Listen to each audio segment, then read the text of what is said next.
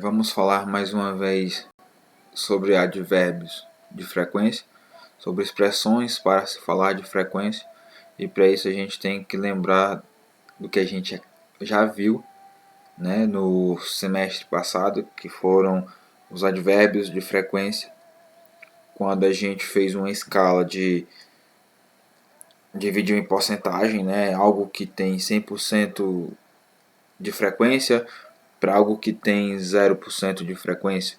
Como é isso? A gente classificou e utilizou até algumas palavras para isso, né? Por exemplo, vamos refazer essa escala do 0 ao 100%, né? Por exemplo, a gente tinha o never, que seria nunca.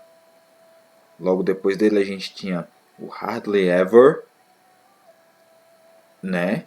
Ou rarely, que seria dificilmente, raramente. Depois a gente tinha o occasionally, ocasionalmente.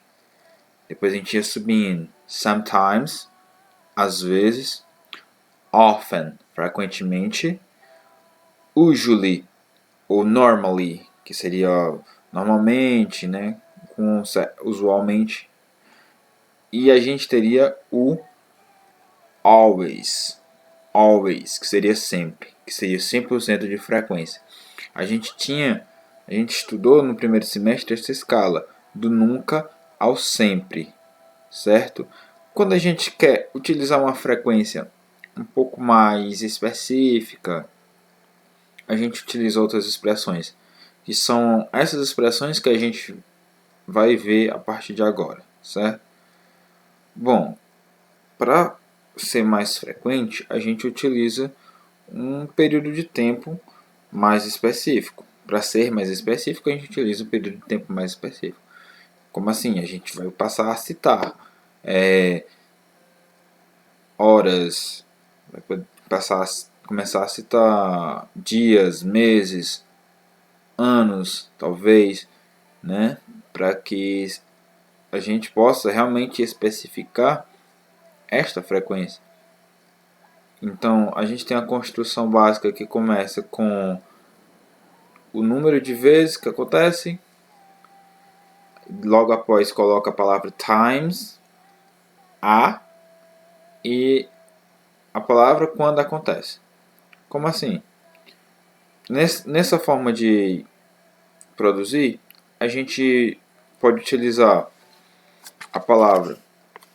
as palavras que temos aqui, once e twice.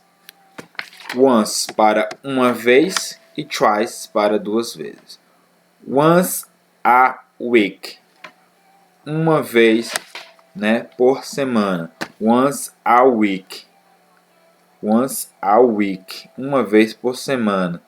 Twice a week, duas vezes por semana. E aí a estrutura que eu acabei de falar, a partir de 3 vezes. Como é que ficaria, professor? Ficaria 3 times a week. Claro que aqui a gente está falando de semanas, tá? Mas o week pode ser substituído por qualquer outra palavra de frequência. Aqui, ó, 3 times a week. Percebam que aqui a gente tem um número, né? A gente tem um número, 3. A palavra times é a palavra a e a palavrinha que define a frequência, que é a semana. Então, 3 vezes por semana, 3 times a week. Se for 4 vezes na semana, 4 times a week, 5 times a week, e assim vai. Uma vez no ano, once a year. 2 vezes, twice a year, 2 vezes no ano, e assim sucessivamente. A gente pode também pegar essas palavras que expressam o tempo, como dia e semana, e simplesmente acrescentar ly ao seu final. Esse sufixo ly. Por quê? Porque a gente pega aqui a palavra day. palavra day, que significa dia, né? Com o ly. E a palavra week, que a gente já viu, que significa semana, com o ly.